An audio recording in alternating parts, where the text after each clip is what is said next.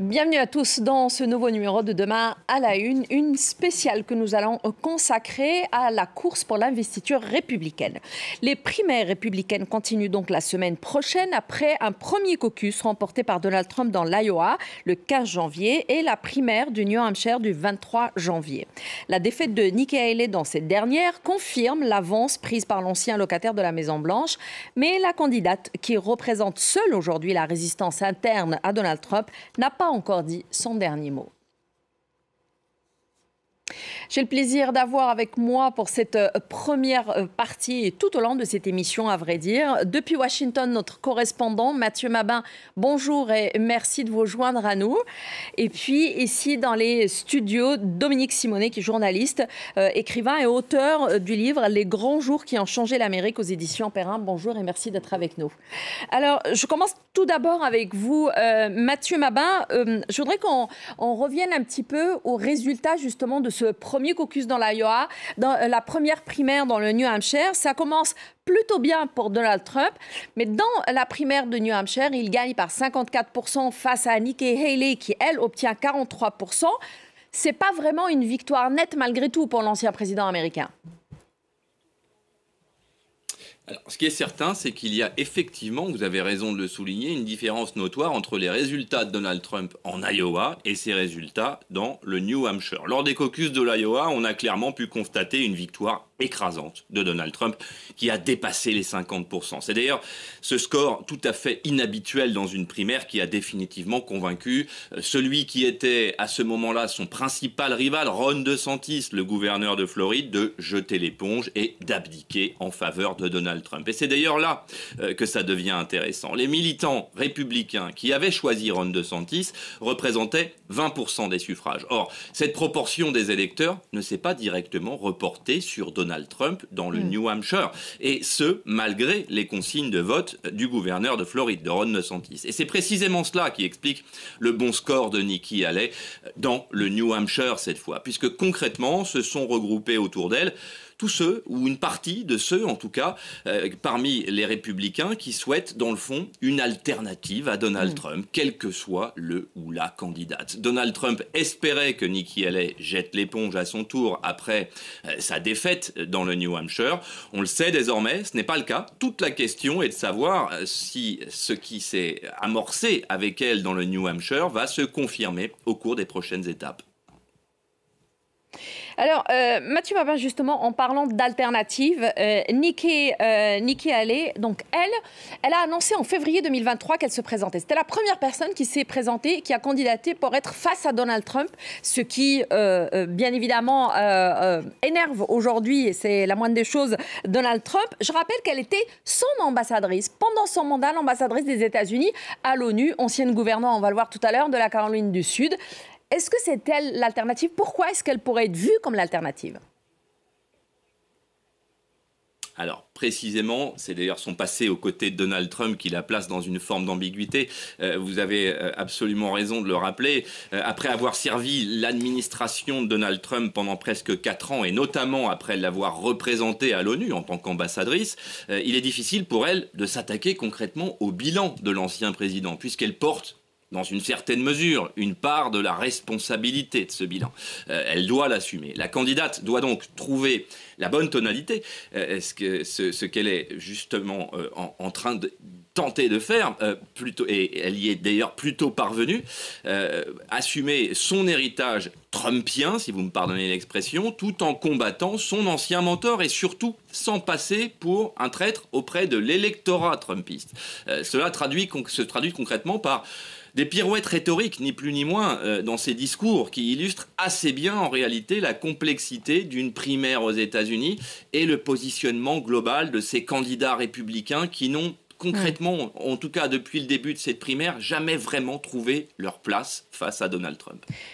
Alors, Dominique Simonet, justement, dans les primaires, au départ, ils étaient 14. En fait, quand je dis au départ, c'était à peu près à l'été dernier. Finalement, on avait 14 personnes en lice. Et puis, il commençait à y avoir des forfaits à partir du mois d'août. Ils se retiraient petit à petit co-primaire, puisqu'on parlait de Ron DeSantis tout à l'heure. Finalement, il reste 3 personnes, même si on parle que de 2, Donald Trump et Nikki Haley. Il reste aussi Ryan Binkley. C'est un chef d'entreprise texan que personne ne connaît vraiment et qui dit aujourd'hui qu'il assure que c'est Dieu qui lui a demandé de se présenter au présidentiel. Oui, c'est pratique de se dire... C'est très facile et ça peut aider. Dieu, effectivement, si vous êtes le candidat de Dieu. Mais il y a déjà, la place est prise, c'est déjà Trump. Trump déjà, le candidat, absolument. Est considéré comme le Messie par un certain nombre de ses supporters les plus fanatiques. Donc la place est prise. Et puis c'est vrai que c'est un candidat un peu anecdotique. Il recueille quelques pourcentages, même pas 1%. Parce qu'il y a 0 délégué pour le moment, dans les premiers... Donc, mais il y a toujours dans les élections américaines. Mais là, on voit bien que maintenant, dans ces primaires, il y a Donald Trump qui écrase un peu tout, et il y a effectivement, Mathieu le disait très justement, il y a l'inconnue Nikki Haley. Est-ce qu'elle va rester avec un score suffisamment important pour prétendre, sans forcément d'ailleurs aller jusqu'au bout des primaires, mais pour se prétendre l'alternative à elle espère au moins rester jusqu'au Super Tuesday du 5 mars. Il y a une élection importante, c'est la Caroline du Sud. La Caroline du Sud, le 24 février. Qui est son État. Donc là, si elle fait un mauvais score dans son État, elle restera... Elle était gouverneure de 2011 à 2017 et en gros, elle espère en fait aujourd'hui que les électeurs aient gardé plutôt une bonne image d'elle. Et Mathieu le disait très bien, c'est très compliqué pour elle parce qu'elle doit à la fois, vous savez, c'est toujours la même chose. Les primaires sont des machines à perdre. Vous devez avoir un positionnement très militant, donc plus radical dans les primaires. Vous êtes obligé d'aller un petit peu vers les Trumpistes, vers la droite extrême. Et de l'autre côté, après, elle va devoir changer. Si jamais elle était candidate, il faut au contraire grappiller les modérés. Donc, c'est 2 stratégies assez divergentes. Donc, c'est compliqué pour elle. Simplement, elle se positionne là. Elle se positionne pour plein de choses. Elle tape un peu sur Trump, mais pas trop. Elle pourrait éventuellement être la vice-présidente, encore que Trump ne s'entende que pas du tout, mais on ne sait jamais avec lui. Elle se positionne aussi peut-être pour la suivante, pour 2028. Donc voilà, elle est la personne, en tout cas pour l'instant, qui reste et qui sera la seule face à Donald Trump. Alors, vous le dites, elle se positionne sur certains sujets, elle essaye de montrer un petit peu son point de vue, et pour ça, il y a les débats républicains à la télé, entre autres.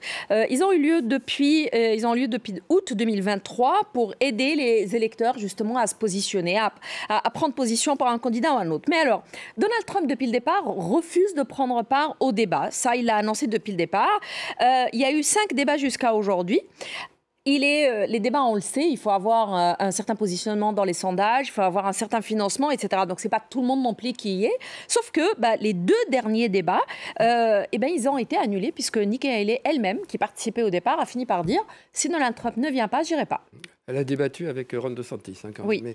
Mais oui, parce que de toute façon, Trump se positionne, il n'a pas bougé, au-dessus de la mêlée. Il pense qu'il est le seul candidat légitime, le seul candidat capable de mener le Parti républicain à la victoire, ou de se mener lui-même à la victoire, parce que c'est aussi une stratégie totalement personnelle.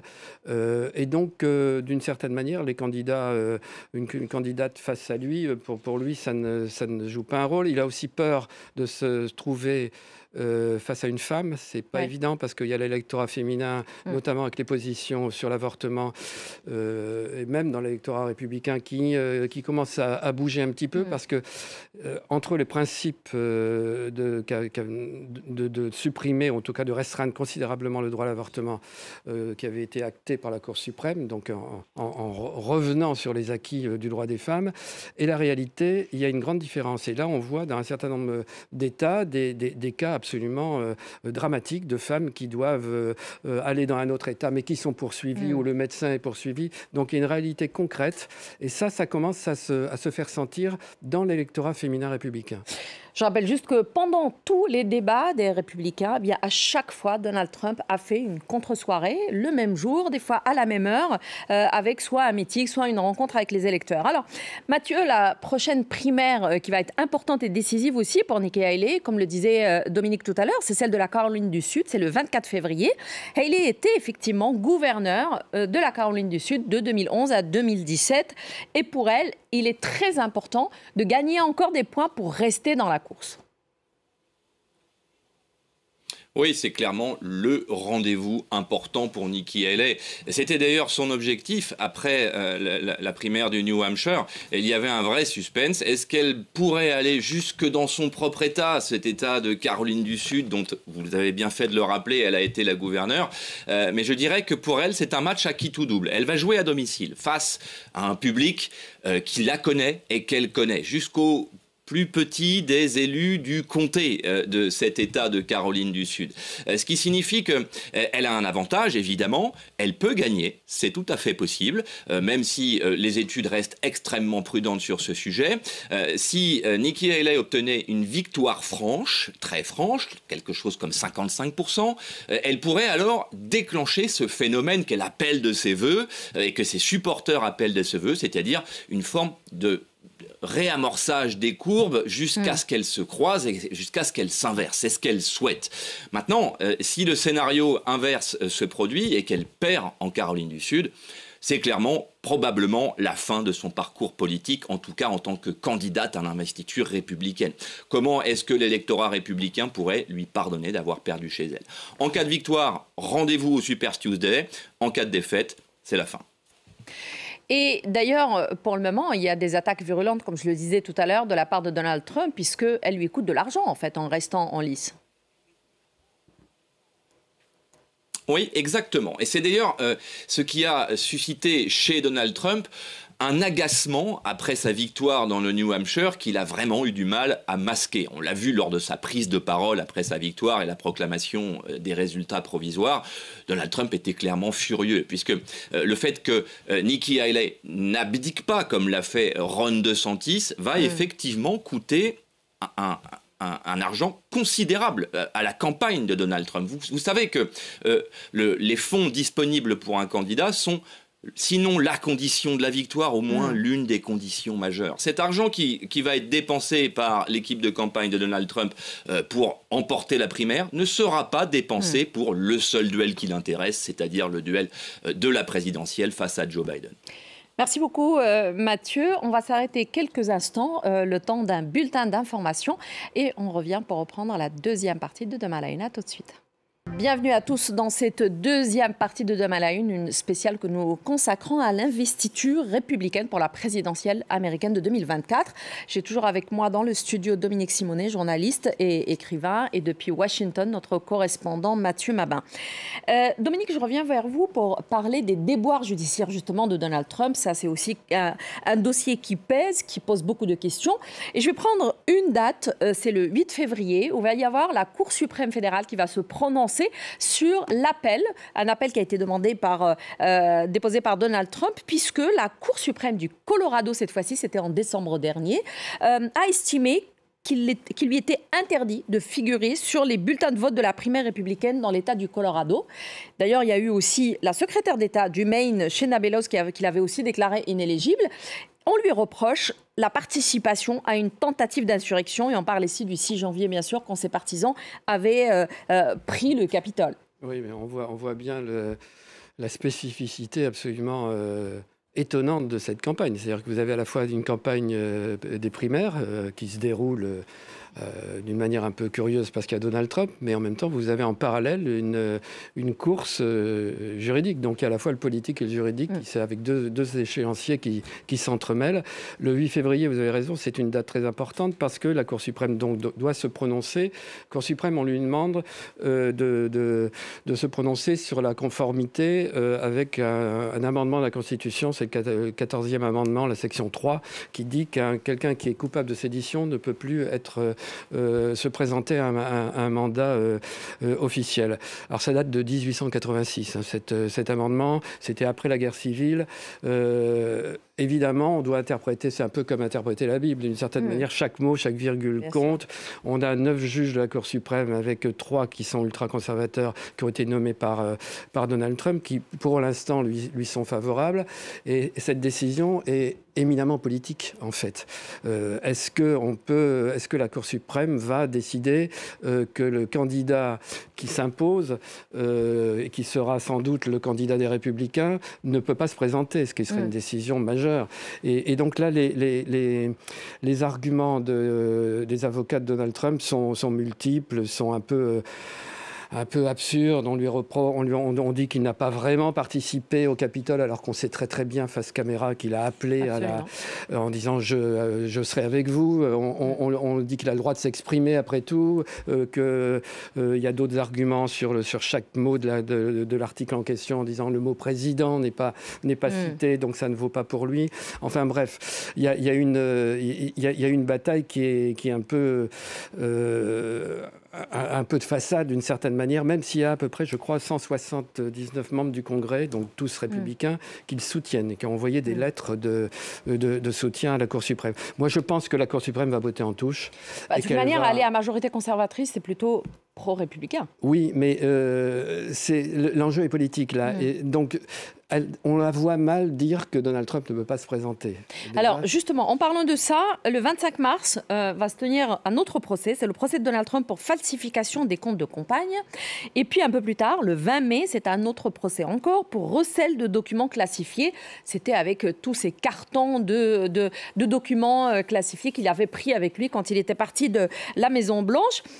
Il y a beaucoup d'affaires en cours pour Donald Trump, mais on voit très mal comment est-ce que ces affaires pourraient l'empêcher de se présenter quand on se rappelle que même quand il s'est présenté et qu'il a perdu, ses partisans ont pris le Capitole en janvier 2021. Oui, alors si on laisse de côté la Cour suprême, qui risque d'ailleurs de dire, mais attendez, il faut attendre un procès, parce qu'il y a un procès sur le Capitole au pénal. Elle peut aussi s'appuyer là-dessus.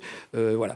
Il y a 4 procès au pénal avec des jurys populaires. Donc des jurys populaires, ça va être difficile pour Donald Trump de dire les juges, complot des juges, etc. Simplement, jusqu'à présent, il a toujours profité. Il va même au procès en tant que témoin pour pouvoir être devant les caméras à la sortie du procès et continuer sa campagne. Donc il fait une campagne aussi devant les prétoires.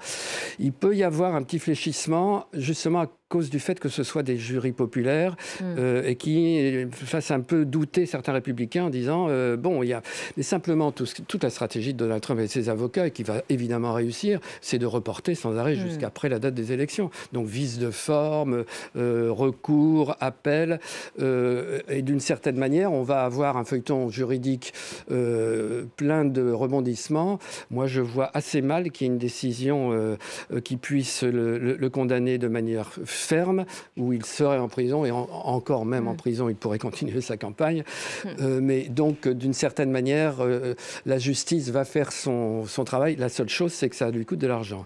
Alors justement, c'est là-dessus que je voulais vous demander, puisque même si tous ces déboires ne donnent rien, il le pénalise financièrement, puisque ça coûte de l'argent. C'est de l'argent en plus de ce qu'on a dit tout à l'heure, à savoir l'argent qu'il est en train d'investir dans une primaire dont il aimerait se débarrasser. Oui, alors c'est de l'argent hypothéqué, hein. C'est pas de l'argent qu'il doit donner, puisque comme il y a des appels, c'est suspensif, mais malgré tout, il doit réserver cet argent. Mais il ne peut pas y toucher. On parle de plus de 300 millions pour ses affaires financières de sa société, par exemple, où il a gonflé les comptes de son entreprise pour bénéficier d'un certain nombre d'avantages fiscaux. Ça commence à on ne connaît pas bien sa fortune, hein. On dit que c'est plus de 2 milliards, mais ça commence vraiment à être sérieusement handicapant pour lui.